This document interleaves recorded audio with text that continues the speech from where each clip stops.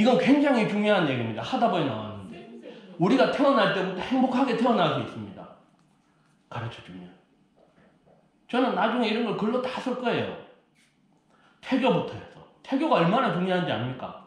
이 자식이 엄마 감정을 그대로 다 느껴요. 연결되어 있습니다. 자식의 세포 하나가 엄마의 뇌에 저장이 된답니다. 그래서 엄마는 육감적으로 내 아들이 딸이 하면서 다 느낍니다. 송수신 장치를 갖고 있다고요. 자식과. 여성은 신비로운 존재입니다. 약한 존재가 아니고 신비로운 존재. 인류 역사 5,000년 이전에요. 역사서로서 볼 수 없는 그 이전에.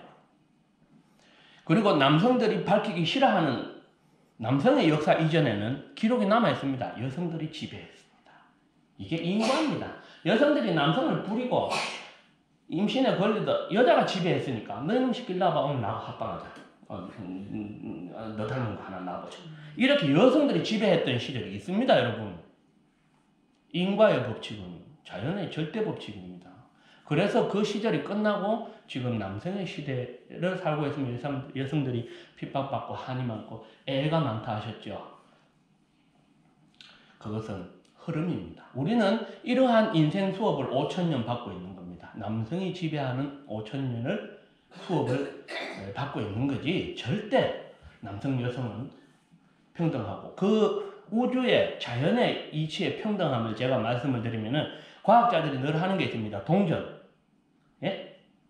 동전을 기계장치에다가 딱 걸쳐놓고 튕깁니다. 그러면은 핑 날아가서 탁 떨어지면 앞면이 되든 뒷면이 되든 하겠죠. 하루에 수만 번씩 기계적으로 튕깁니다. 그래서 앞면이 나오나 뒷면이 나오나 보면요. 거의 50대 50으로 나옵니다. 신기하죠. 자연법칙입니다. 그런데 9.11 테러가 날 때 과학자들이 미리 알았습니다. 왜냐? 동전이 80대 20으로 앞과 뒷면이 나왔습니다. 자연은 미리 알고 있습니다. 신기하지 않나요? 성인들이 왜 미래를 볼 수 있을까요? 과거, 현재, 미래를. 시공을 초월한 높은 단계에서는 보입니다. 예. 미래도. 근데 자연과학에서 과학자들은 50대 50으로 나오면 큰일이 없어요. 근데 9.11 테러 날 때는 80대 20으로 났고 60대 40으로 나와도 그만큼의 지금 인간들은 남성을 택해서 낳고 이런 것들이 그 자체가 인간의 자연의 불균형을 초래하고 있는 겁니다. 여하튼 간에 이 인간도 자연이거든요. 그걸 명심해야 됩니다. 그래서 우리가 자연과 격리된 게 도시생활이죠. 우울증의 이유 첫째 하나는 그건 다음에 쭉 얘기하겠지만 첫째는 우리가 자연으로부터 너무 멀어져서 우울해요. 자연과 함께 있으면 우울하지 않습니다. 자연과 함께 생활하는 사람을 쳐다보면 노이로제가 안 걸립니다. 근데 남성들이 바깥에서 돈 벌어서 들어오면서 노이로제에 걸려서 들어오는데 와이프 마저 한마디 던지니까 안 그래도 스트레스 팍 받아 있는데 지금 와이프 마저 딱 그러니까 팍 날아가는 거죠. 그러면 나도 참 참고 참다가 한번 또 어렵게 말을 했건만 그걸 또 그렇게 잔소리 한다라고 하면서 부부가 싸움이 일어나는 겁니다. 자연과 격리된 인간은 불완전하고 균형이 깨져 있습니다.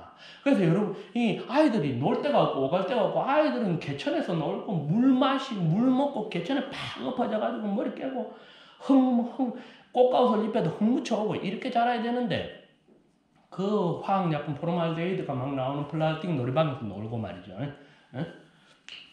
여하튼 또 이쪽으로 말이 흘렀습니다. 이 수업을 여러분들하고 정말 많은 질문 이 태교에서부터 이제 저 시집간 딸들도 있을 것이고 사실은 정말 이 태교가 중요하고 교육이 중요하죠. 사람은 교육받지 않으면 망나니가 됩니다. 망나니. 지금의 교육은 공부만 시켜가지고 돈벌이 하는 교육만 하고 있거든요. 이래서 세상이 이렇게 어지러워요. 교육은요, 많이 사랑해주면 지가 알아서 커서는 내가 하고 싶은 게 뭔 줄 압니다. 왜 요즘 아이들이 내가 뭘 하고 싶은지조차 모를까요? 어릴 때부터 스마트폰을 봅니다. 자기 생각을 못합니다. 영혼을 빼앗겨버립니다. 여러분의 텔레비전을 뭐라 했어요? 텔레비전이 바보통이면 컴퓨터는 뭐죠? 좀비통이에요. 그렇잖아요? 근데요, 좀비통은 또 내가 원해서 전원을 켜고 해요. 근데 스마트폰은 또 뭔 줄 알아요? 이건요, 좀비통은 좀비통 앞에, PC방 앞에 내 방에 들어가서 PC를 켜야 되지만, 이거는 이미 AI에 지배받고 있는 겁니다. 이미 시스템에 꼼짝 못한 아이들이 그래서 뇌가 작동을 안 해요. 그래서 엄마가 용돈 주거나 아빠가 용돈 주거나 뭐 이렇게 지 비위에 맞는 거 하면 좋아 퍼쩍퍼쩍 뛰고 무슨 말이든 안 들으려고 하는 것이 이 사고하는 걸 잊어버렸어요. 생각하는 걸 잊어버렸어요. 아이들이 심각한 문제입니다. 참 그 아이들한테 그걸 주고 야 교육이 이렇게 되면 큰일 나는 겁니다. 인간의 교육은 아날로그. 많이 엄마 아빠가 사랑해주고 안고 뽀뽀해주면 걔는 잘 커요. 절대 삐뚤어지지 않습니다. 연예인들도 그럽니다. 보면 사랑을 많이 받은 사람들은 절대 힘든 일이 있어도 다시 일어날 수 있어요. 근데 사랑을 못 받은 사람은 연애하다가 한번 상처받으면 주저앉아 버립니다. 어떤 가수인데 말이죠. 그 가사를 보면 제발이라는 가사. 그거 보면은요. 나는 널 너무 좋아서 그랬는데 내가 그렇게 너한테 그렇게 널 힘들게 할 줄은 몰랐어. 다시 돌아올 수 없겠니? 뭐 그런 내용이에요. 근데 그 사람은 그 시련 한 번의 시련에 사랑을 포기한 사람 많아요. 다시 못 일어나요. 왠 줄 압니까? 사랑받지 못해서 그렇습니다. 뭐 의료부패가 있고 경전반이 있고 하겠지만 결국 저의 이야기의 끝은 사랑이 될 겁니다. 제가 이 말하는 이 사랑이라는 것은요, 여러분들의 세포 그 자체입니다. 남편이 내 손을 잡아줄 때, 진심으로 잡아줄 때 사랑을 느끼듯이, 내가 내 자식을 그지없는 사랑으로 품을 때 그 아이가 편안함을 느끼듯이, 이거 사랑은 그냥 글자가 아닙니다. 지금 사랑을 회복하면 우리가 모든 것을 회복하고 깨달음으로 갈 수 있습니다. 그런데 애정 결핍의 이 영혼들에게 깨달음을 제시한다. 이거는요, 초등학교 기억 니은도 못한 애한테 영어로 된 논문을 가르치는 꼴입니다. 이해가 가십니까? 여러분들도 그렇고 아이들도 그렇고 애정 결핍의 병입니다. 사랑이라는 정서가 채워질 때 인간은 정상적인 사고를 하게 됩니다. 세상을 정상적으로 보게 됩니다. 엄마 아빠를 존경하지는 않아도 엄마 아빠를 사랑할 때, 또 엄마 아빠가 자식을 사랑할 때 인간 세상은 유토피아, 극락이 됩니다. 종교적으로 천당, 극락 이런 거 의미 없습니다. 사람이 부모 자식 간에 서로 사랑할 때 세상은 극락이 된다니까요. 제일 문제가 뭐죠? 집구석이 편안하지 않고 행복이 넘치지 않는 게 제일 큰 문제입니다. 지구촌 어디나. 여러분들 얼굴 보면 애정관계 다 나와요. 남편과의 애정관계. 제가 그렇다고 박수무당은 아니지만 다 나옵니다. 얼굴에 써놨거든요. 진짜입니다. 그러니까 그런 애정결핍으로 있으면 깨달음, 이 불교 부처님의 가르침은요, 어떻게 살 것인가에 대한 답입니다. 예? 진리를 먹고 깨달아라 이거 아닙니다. 내가 가르치는 진리의 말씀을 네가 듣고서 수행에 깨달아 이거 아닙니다. 어떻게 살 것인가? 실천적인, 현실적인 이야기입니다. 그래서 우리가 이런 수업을 하자고요. 그래서 제가 1교시는 이런저런 것을 준비해서 일러드리고, 또 다음번에 오시면 제가 이번 시간에 했던 것을 요약을 해서 복사를 해서 드리겠습니다. 그러면은 앞번 시간에 들었던 것이 노래 보시면 납득이 되실 거예요. 복습을 해야 됩니다. 사랑도 끝없이 복습하고 아이들한테 끝없이 복습, 사랑한다. 아무리 사랑한다 애들 듣기 싫다 안 합니다. 근데 말 안 들어서 미워 이러면은 인상 이렇게 막 울음 터지려고 합니다. 한 번에 미워한다는 말로. 예? 사랑한다는 말 아무리 해도 듣기 싫어하지 않고, 이만큼 사랑해줄까? 더 많이 사랑해줄까? 해보세요. 더 많이 사랑해주세요 합니다. 100% 끝없이 사랑함으로써 끝없이 행복할 수 있는 것이 진리입니다. 아시겠어요? 네. 끝없는 사랑 속에서 끝없이 행복한 것이 진리지. 무슨 놈의 진리가 막 목숨을 걸고, 그건 성철 서암스님 이쯤에서 끝나버렸잖아요. 목숨 걸고 수행한 그런 분들이 다시 이제 나오기를 마음속으로는 고대하고 있지만, 여하튼 자, 인생을 이야기합시다. 인생이 시와 같아야 돼요. 인생이 멋지지 않습니까? 인생은 한편의 시와 같아야 한다. 뭐 이따 지우지 않을 테니까 사진 찍어 가십시오. 인생은 시와 같아야 한다.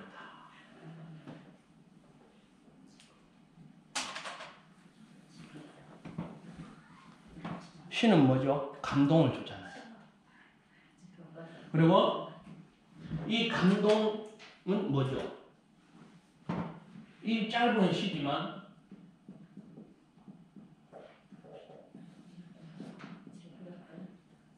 감동 스토리, 이걸 풀어서 찌릿한 이야기. 찌릿한 이야기.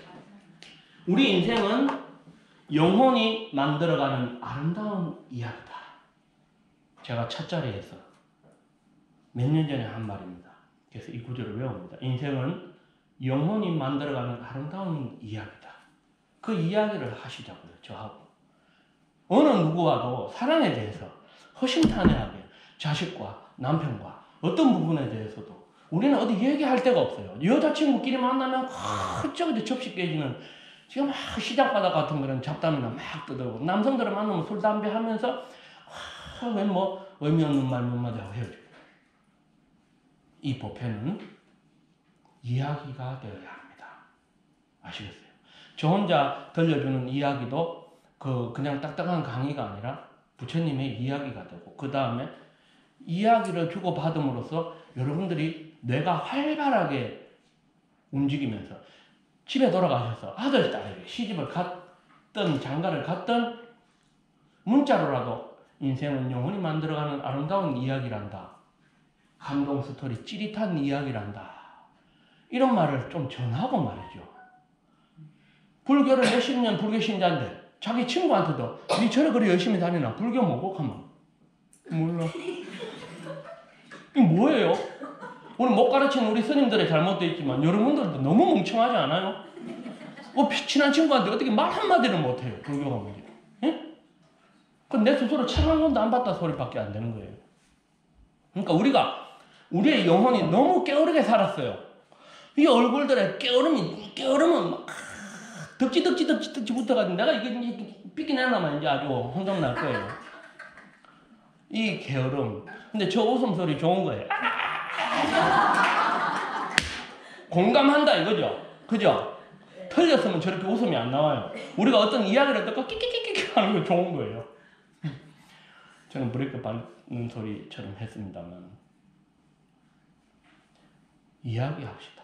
인생을 이야기하고, 인생을 이야기하다 보면 부처님의 가르침이 얼마나 위대한지, 이게 불교구나 하고 온몸으로 느낄 때 이제 좋아서 미칠 것 같은 거예요. 여러분들 좋아서 미쳐봤어요? 사람이 정말 좋으면요, 이 기쁨은 그러니까 인간의 상상 한계를 넘어갑니다. 이것을 이름해서 부처님은 열반이라 했습니다. 해탈이라 했습니다. 목사님 깨달으면 아무것도 없지 않나요? 그런 쓸데없는 상상, 모르는 소리 하지 마라 하세요. 그래서 천재들은 예술혼을 쏟아부을 때 미친 듯이 쏟아부었습니다. 인류 역사에 길이 남는 예술 작품들은. 왜? 좋아서 미칠 것 같은 이 어마어마한 에너지를 그림으로, 시로, 음악으로 표현한 겁니다. 제가 드린 이 작은 시집의 제일 마지막 34페이지를 한번 보시겠어요? 글자가 조금 작아도 제가 이 처음 시간부터 뭐 시를 읽을 생각은 아니었지만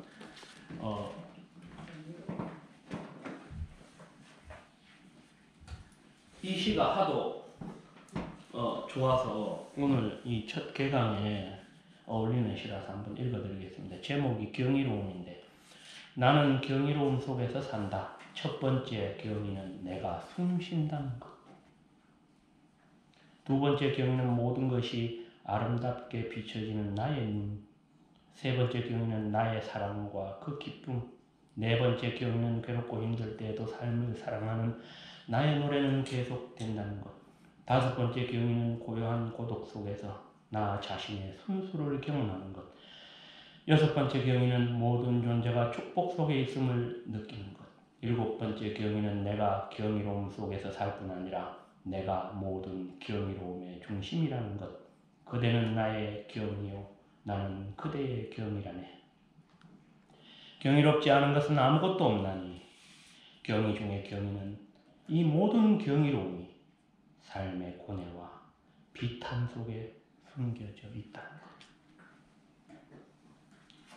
고해라 하지 말고 중생이라 하지 말고 왜 고해라 했고 왜 업보 중생이라 했는지 똑바로 알아서 이 경이로움 속으로 들어가는 것이 부처님의 가르침입니다. 염세주의가 아니란 말이죠. 아시겠어요? 네. 돌아가시면 이 천재 시인의 이거 누가 썼는 줄 압니까? 제가 쓴 시입니다. 2002년도 9월에 통건 108호 109호입니다.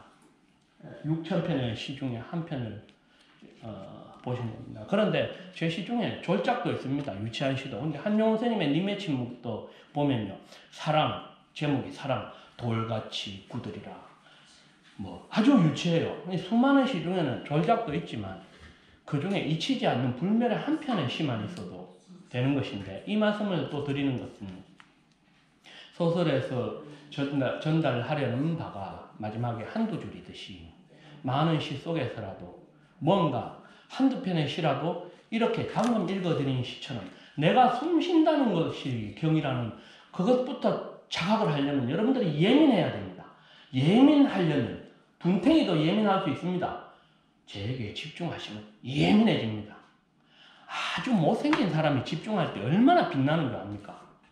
상대적이잖아요. 엄청 못생겼는데 집중하느라고 이러면 더 빛납니다. 그 사람. 다시 말해서 집중한다는 것은 모든 사람을 해탈시킬 수 있는 묘약과 같습니다. 그래서 제가 쓴 시이긴 하지만 제가 정말로 수행을 잘 못하는 댕중이고 돌중이지만 하루하루를 살면서 부처님 가르침을 내가